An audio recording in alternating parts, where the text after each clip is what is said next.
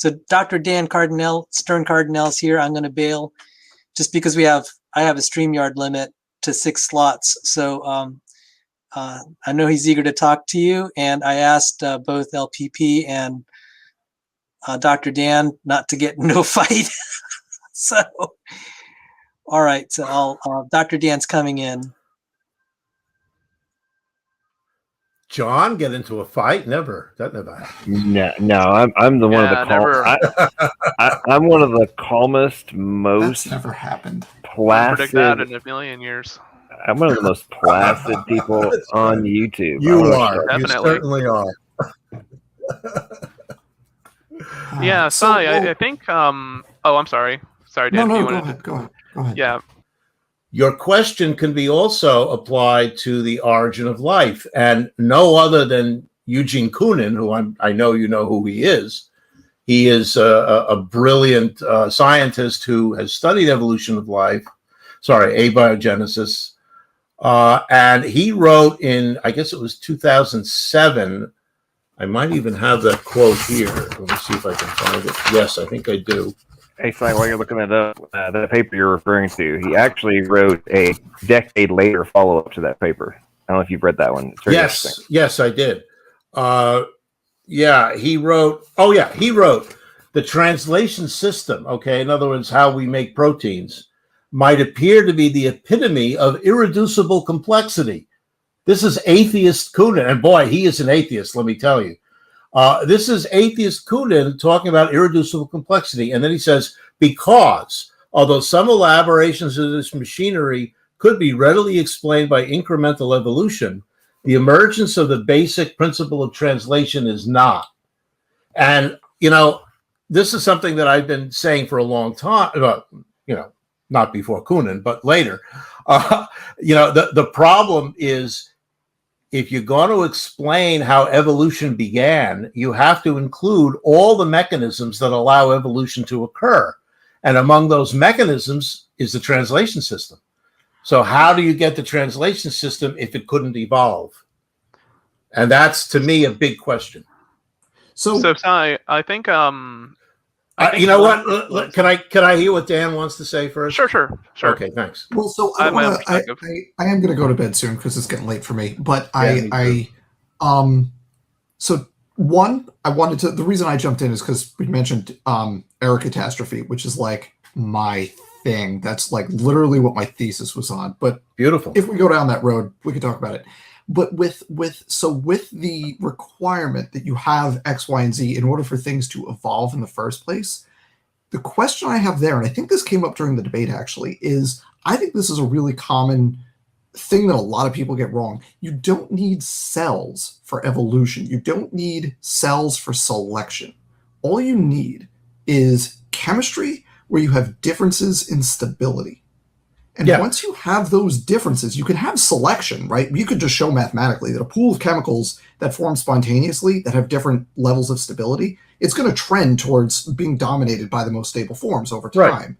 And we've also shown experimentally that you just like randomly polymerize stuff and you get various activities, whether it's grabbing on something or breaking something or whatever. And so my point is, a bunch of times, a couple times in the, I don't want to call it a debate, the conversation with RJ, which was super fun to watch, that it's treating cells as the starting point for evolution. And I think that's the sticking point here, where we're calling cells irreducible, and you need all of these different things in order for cells to work. And I think that's right. You do need all of those different things for cells to work, but you don't need all of those different things for evolutionary processes to work. Well, okay, so I understand that argument, but here's my point.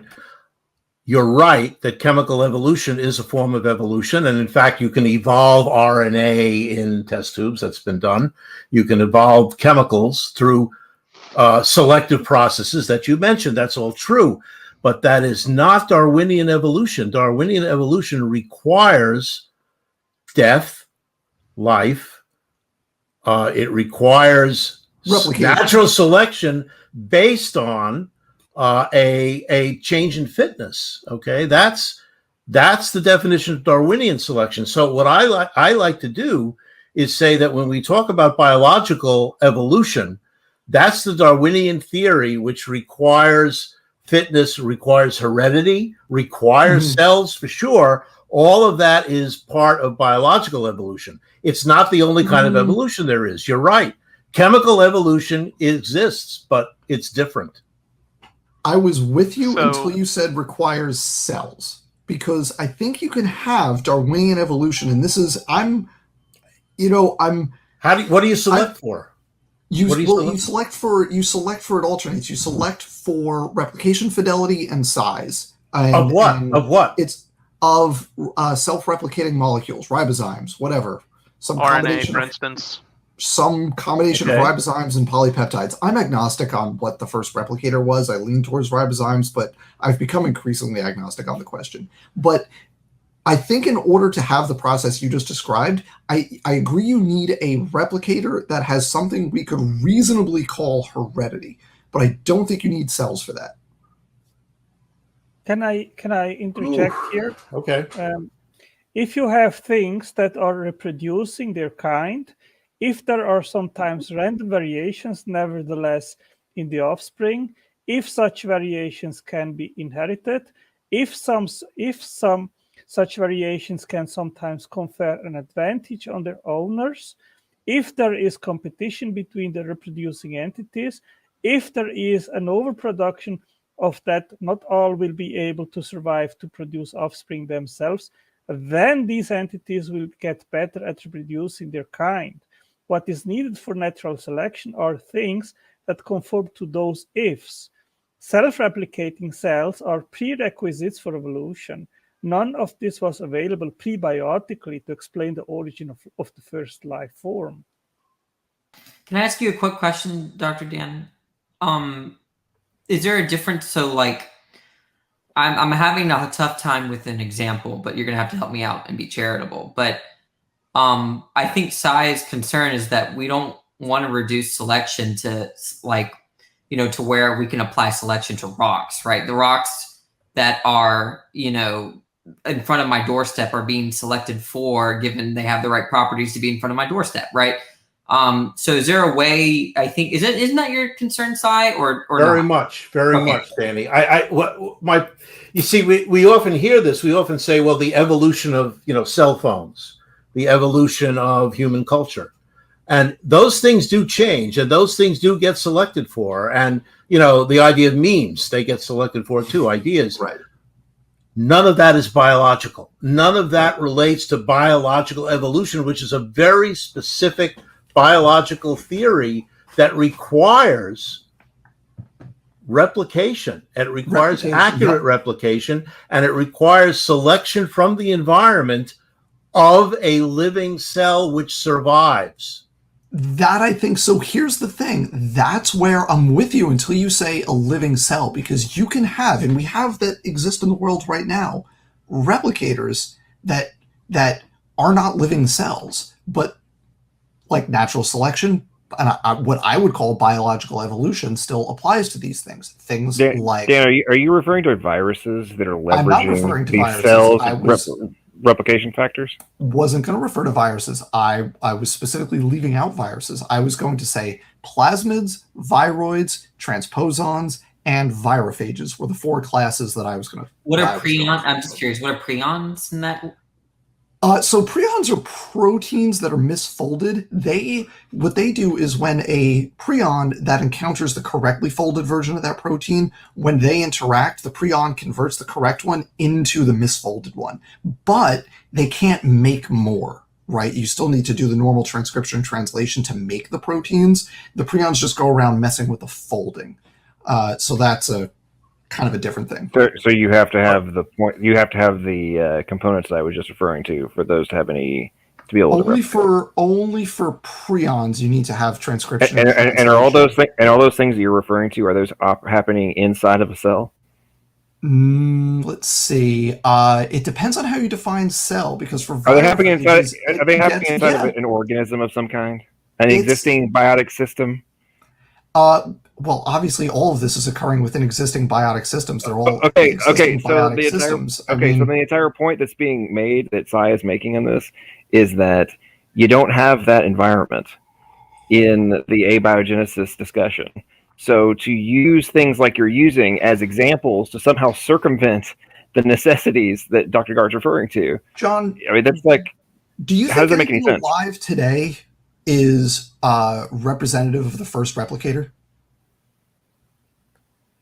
I think that the recognized components I'm asking what for you think. DNA replication, Mhm. they're pretty well established. You have to have I'm them asking- pretty much from the beginning. That wasn't the question. I'm asking what you think. Do you think that anything that exists today in biological systems is representative of the first replicator?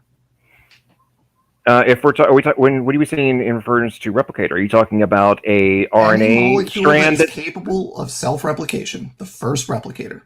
So that could be lipid droplet. It could be Could be RNA. whatever the most ancestral replicator is. John, do you think anything that exists today replicates, let me be more specific, replicates through the same mechanism as that thing?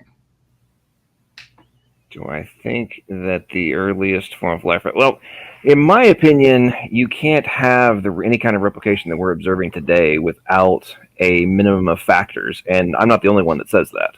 So I'm not really sure. It seems to me I'm answering the question. Well, it seems to me. Well, I'm answering your question, which is you're trying to come up with a hypothetical that doesn't really have any relevance to the plausibility of the overall question at hand. Just speculation.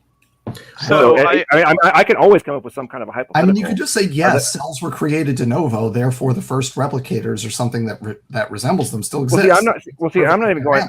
I'm not even going to that factor. I'm going to the basics of the recognized transcription translation factors and replication factors that we know are necessary in everything that we observe. And even if you're going down to those basics. And Dr. Garte was referring to this in the paper from Eugene Koonin, because Koonin is talking about this, but he doesn't think that those factors it's plausible for those. Like how do we possibly account for these things? Because the improbabilities are so nuts that probabilities. Dan, well, Dan. Eugene Koonin is the one that brought up the improbabilities, not me. So are you saying that Eugene Koonin shouldn't have used probabilities in his paper? Yeah, I don't buy probability arguments because So as a peer of Dr. Koonin, you're publicly stating that his arguments about the improbabilities and hey, we probably need a multiverse to account for this. You're publicly stating that he didn't know what he was talking about. No, I'm disagreeing with his arguments. Those are two different things. Don't put words in my mouth, John. Why? I was asking you. You dismissed probability. So I'm asking you. He's dismissing the form of analysis that Koonin is using in this particular context. I don't find let me ask probability you arguments else, that say the probability of complex thing X happening is so low that it cannot happen, because those probability arguments often ignore a bunch of evolutionary mechanisms that are operating or would have been operating at the time those systems first appeared. Okay. And that's basically the point I'm making here. The point that's literally being made. The point that's literally being made is that you don't have the evolutionary factors that you're referring to. You know, listen to a word that Dr. Garte was talking about, and that multiple other people in abiogenesis are making. See, John, you this don't is the have those factors that to work with. We were having before you decided to interrupt. We were having a nice conversation about this exact thing, which was I want to jump in. Please, Sai, go ahead. I just want to jump in and ask you. Wait. I just want to jump in and ask you a question, Dan. You talked about first replicators. So my question is, what would be an example of a chemical replicator outside of a cell? Hammerhead ribozyme is a good example of that. That's a family of ribozymes, and they're palindromic, and they form like a T-shaped. They're hammerhead shaped. That's how they get their name. They're palindromic and they form like a T shape. And what they can do is they can catalyze polymerization of the reverse complement. And because they're palindromic, you end up you catalyze the polymerization of itself, essentially. So they catalyze the polymerization of the reverse complement and then cleave it, and now you get two. So we can like make that happen in a lab under very specific conditions. Could that happen 4 billion years ago on a Earth that is 100 million years removed from the late heavy bombardment? I don't know, maybe, but like that's an example of a replicator that doesn't require a cell. So well, if I could, okay, there's a lot of chemistry in there that we're Yeah. not talking about. And like I'm not a the annealing biochemist, problem. and I cop to that up front. Not a biochemist, Okay, don't so- understand the biochemistry. So, Ben, can I I'm just saying the interject here quick? evolution works. all right, I wanted to make a point as well, but okay. all right. I guess we got too many people for Okay. an easy Actually- conversation. Actually, Sai, allow me to steel man your position, and maybe Dan, allow me to rigidify yours a little bit more too. I think there's an interesting kind of blurring occurring within the term replication. Part of that is replication can refer to, I could be referring to lipid droplets, I could be referring to an RNA strand that's undergoing wet-dry cycles. Perhaps what I should do is introduce kind of a more rigid form of replication, which I would call stable replication. So, for instance, yes, I could have an oil droplet that's made of many different types of lipids divide, for instance, but there's no reason that when that lipid divides, for instance, that the amounts of lipid molecules that made it up is going to remain the same, let alone the identity of those molecules. So perhaps what I should be doing when I'm referring to like the earliest type of life or earliest type of replicator is try to search for something that has stable replication and a form of replication that invokes some rule as to like the product being similar to what it started with, instead of just this kind of random. No, that's a replication. bad definition of replication. It's not similar to, it's identical to. Well, I think before talking about replication, it has to be considered what Steve Banner said in the asphalt paradox. Systems given energy and left to themselves devolve to give useless complex mixtures, asphalts. The literature reports, to our knowledge, exactly 0 confirmed observations where replication involving replicable imperfections emerged spontaneously from a devolving chemical system. It is impossible for any non-living chemical system to escape evolution to enter into the Darwinian world of the living. Such statements of impossibility apply even to macromolecules not assumed to be necessary for evolution. Can I just say one quick immutable? I'm going to head out in like 30 seconds. Sorry. I just want to say one quick thing. I want to thank Sai for that conversation and the rest of you as well, but specifically Sai, because that actually clarified a very, very fine distinction that we have in our thinking that actually helps me clarify my thinking a lot. So thank you for that. And if you have any last thoughts on our little bit of that conversation, I'd love to hear them before I go. No, I also appreciate it, and I think the idea of extracellular self-replication of various chemicals is an interesting one. I don't believe it's correct. I think it's been shown. I mean, there's some very well-known. I could do an Otangelo and read a quote here from Jack Sostak, who's come up several times about the problem of non-enzymatic RNA replication. The current lack of an efficient pathway for non-enzymatic RNA replication is the main obstacle toward building a model protocell capable of growth division and therefore Darwinian evolution. And Jack Sostak wrote that in 2020 after his very promising, and I have to tell you, in 2016, when he first came up with the idea of oligopeptides stabilizing RNA replication by preventing annealing, that was extremely exciting to everybody in the field. It looked like that issue that he's talking about in 2020 had been solved. And then it turned out he had to retract the paper because it was an artifact. And, that was a crushing blow. I mean, I was actually upset because, as I said in the debate, quote unquote, I would like to get the answer to how how God created life. And that looked like a good one, but it's not done yet. And I don't, even if a bunch of molecules are replicating themselves outside of cells, life without cells, and this is another thing that Sostak is the pioneer on. He was one of the first guys to say, look, everybody, we got to be talking about chemicals within cells, within a membrane. If we're not talking about stuff within a membrane, the whole thing is silly. And he's right, both biochemically and chemically. I mean, you've got to get a concentration of chemicals. You've got to get everything in one place. You got to get permeability in the membrane. So maybe some RNA molecules can, as you said, these self-replicators, the ribozyme self-replicators can do that. They can keep replicating themselves, but who cares? It's not life. But anyway, I said too much. I just wanted to say thank you also. And I appreciate that. Thanks. Have a great night. All right, everybody. you too. Bye-bye. Even John. I got to